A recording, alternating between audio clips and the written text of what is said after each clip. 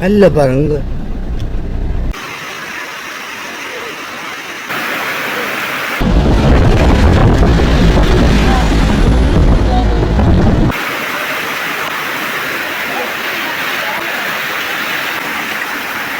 இலங்கையில் கோர தாண்டவம். டிட்பா புயலுக்கு பின்பு மலையகம், குறிப்பாக மலையகத்திலே தோட்டத் தொழிலாளர்களின் வாழ்விடங்கள்.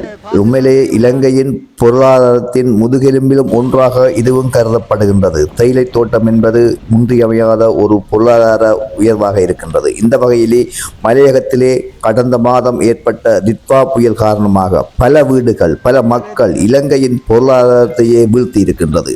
அந்த வகையில் டிட்பா புயலுக்கு பின்பு மீண்டும் ஒரு முறை மலையக நோக்கி பயணிக்கும் போது எனது ஒளிப்படக்கருவியில் பதிவாகிய சில வீதிகளின் போக்குவரத்து பாதைகளையும் என்னால் முடிந்த அளவு இதிலே பதிவேற்றம் செய்திருக்கின்றேன். உண்மையிலே பார்வைக்கு வியப்பாகவும் பெரிய ஆச்சரியமாகவும் இருக்கின்றன. இந்த வீதிகளின் போக்குவரத்து, இந்த மக்களின் அன்றாட வாழ்க்கைகள் எப்படி இருக்கின்றன, எவ்வாறு பயணிக்கின்றார்கள், இவர்கள் எவ்வாறு கஷ்டங்களை எதிர்கொண்டு இன்று வரையும் வாழ்ந்து கொண்டு இருக்கின்றார்கள் என்பதனை நாம் வீதியால் செல்லும் போது அவதானிக்கப்பட்ட சில விடயங்களை உங்கள் முன் கொண்டு வருகின்றோம்.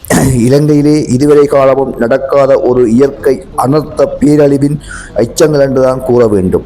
அந்த வகையிலே இந்த மலையகம் கிராமப்புறங்களில் இருந்து பிரதான வீதிக்கு வரும் பாதைகள் கூட தடைப்பட்டிருந்தன ஓரிரு நாட்கள். உண்மையிலே இந்த தடைகளை அகற்றுவதற்கு மலையக மக்கள் மாத்திரமின்றி வெளிநாட்டவர் கூட இங்கு பல வேலைகளை செய்ததை நாங்கள் அவதானிக்கக்கூடியதாக இருந்தது சென்ற காலங்களில். உண்மையிலே இந்த வீதி தடை என்பது பாருங்கள், மலைகள் சரிந்து வீதிகளை முற்றாகவே தடைப்பட்டிருந்தது என்பதும் குறிப்பிடத்தக்கது. இப்போது ஓரளவு அதை நிவர்த்தி செய்திருக்கின்றார்கள். இருந்தாலும் இன்னும் முழுமையான ஒரு நிவர்த்தி செய்யப்பட்டதென்றால் அது கேள்விக்குறியாகத்தான் இருக்கின்றன. சில உள்பாதைகள், அதாவது கிராமப்புறங்களிலிருந்து உள்ளுக்கு போகிற பாதைகள் முற்றாகவே இன்னுமே சிதைவடைந்த நிலையில் இருக்கின்றன என்பது மக்கள் கூறியிருக்கின்றனர்.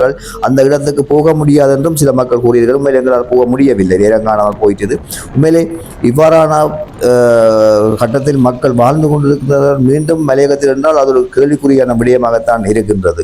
உண்மையே மலையகம் என்பது உயிரை கையில பிடித்துக் கொண்டுதான் வாழ வேண்டிய தேவை இருந்தது. கடந்த காலங்களிலே தமிழ் மக்களில் எவ்வாறு இந்த ஒரு நெருக்கடியை சந்தித்தார்களோ அவ்வாறான ஒரு நெருக்கடியைத்தான் இன்று மலையக மக்கள் இயற்கை அனர்த்தத்தின் ஊடாக சந்தித்து கொண்டிருக்கின்றனர். உண்மையிலே இவர்களின் வாழ்வியல் என்பது மிகவும் வேதனையான விடயமாகவே இருக்கின்றன. டிட்வா புயலிலிருந்து மலையக மக்கள் வாழ்வை மீண்டும் கட்டியெழுப்புவது என்பது மிகவும் ஒரு கடினமான விடயமாகவே இருக்கிறது. ஏற்கனவே பொருளாதார ரீதியிலே நலிவடைந்து இருக்கும் மலையக மக்களின் நிலைமை மேலும் மேலும் கேள்விக்குறியாகி போய் கொண்டிருக்கின்றது என்பதை இங்கு பார்க்க மிக தெளிவாக தெரிகின்றது. மக்களோடு கலந்துரையாடும் போது பல தகவல்கள், பல விடயங்களை எங்களோடு கதைத்திருந்தார்கள். உண்மையில் அவ்வாறான கதைகளை கேட்கும்போது நமக்கு மிகவும் வேதனையாக இருக்கின்றது. இன்று வரை பல கஷ்டங்களுடனும் பொருளாதார நெருக்கடியுடையும் வாழ்ந்து கொண்டிருக்கும் இவர்களுக்கு இயற்கை அனர்த்தம் மீண்டும் மீண்டும் இவர்களை பாதித்துக் கொண்டிருக்கிறது என்றால் உண்மையிலே கடவுளாலுமே பொறுக்க முடியாத ஒரு விடயமாகத்தான் இருக்கின்றது. ஆகவே நம்மால் முடிந்தவரை நாமால் அவர்களுக்கு உதவி செய்ய வேண்டும். முடிந்தவர்கள் எவ்வாறான உதவிகளாவது செய்து அவர்களின் வாழ்வியல் ஒரு ஒளியை ஏற்ற வேண்டும் என்பதுதான் எமது கருத்தாகவும் எமது வேண்டுகோளாகவும் இருக்கின்றது. அந்த வகையிலே மலையக மக்களின் வாழ்வியலை மாற்றுவதற்கு அனைத்து சமூகங்களும் ஒன்றிணைந்து அவர்களின் வாழ்வை மாற்றி அவர்களுடன் கைகோர்த்து செயற்பட வேண்டும் என்பதுதான் எமது வேண்டுகோளாகவும் இருக்கின்றது.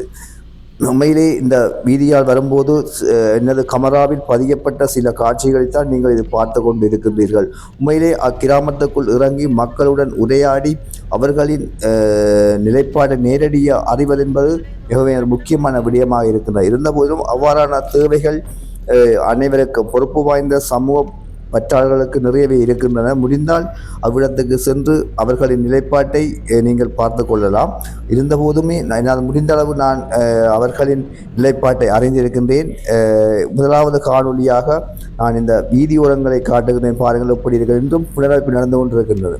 ஆகவே இவர்களின் வாழ்வில் ஒளியேற்ற வேண்டும் என்று அனைத்து மக்களும் ஒன்றிணைந்து மலையக மக்களின் வாழ்விற்காக, அவர்களின் வாழ்வியலுக்காகவும் நாம் அனைவரும் கைகோர்த்து ஒன்று சேர்க்க வேண்டும் என்பதுதான் எனது வேண்டுகோளாகவும் இருக்கின்றது. ஆகவே இவ்வாறான காணொளிகள் எதிர்காலத்தில் இதைவிட ஒரு சிறப்பான காணொளிகள் பதிவேற்ற வேண்டும் என்பதும் அவர்களின் தேவைகளின் நோக்கங்களை வெளியிலே கொண்டு வர வேண்டும் என்பதுதான் எமது நோக்கமாக இருக்கின்றது. மீண்டும் ஒரு காணொளியில் நான் உங்களை சந்திக்கின்றேன்.